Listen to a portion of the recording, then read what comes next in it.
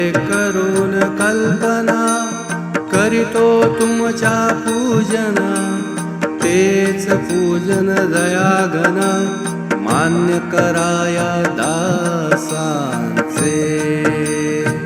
இந்த ஓவியின் பொருளாவது, பெரும்பாலும் பலவிதமாக கற்பித்து கொண்ட முறைகளை கொண்டே நான் உமக்கு பூஜை செய்கிறேன்.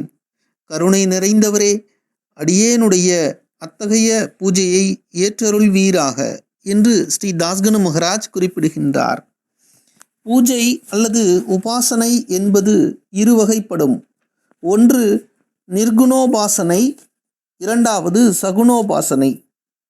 நிர்குணோபாசனை என்பது உருவமற்ற இறைவனை வழிபடுவது அல்லது அருவ வழிபாடு. சகுணோபாசனை என்பது உருவமுள்ள மூர்த்திக்கு பூஜா விதிப்படி பூஜிப்பது.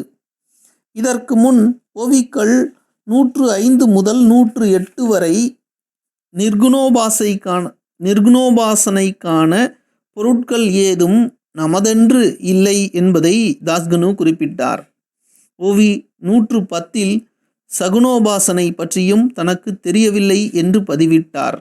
பிறகு இந்த ஓவி முதல் 123வது ஓவி வரை ஒரு அந்தரங்கமான வழிபாட்டு முறையை தாஸ்கனு மகராஜ் குறிப்பிட்டுள்ளார். அதை தாம் கற்பித்து கொண்ட கல்பனா முறை என்றும் தாஸ்கனு கூறுகின்றார். இதை அடிப்படையாக கொண்டே பின்னாளில் ஹேமத் பந்த் அவர்கள் ஸ்ரீ சாயி சத்சரிதத்தின் 26வது அத்தியாயத்தில் இத்தகைய நூதன வழிபாட்டு முறையை விளக்கியுள்ளார்.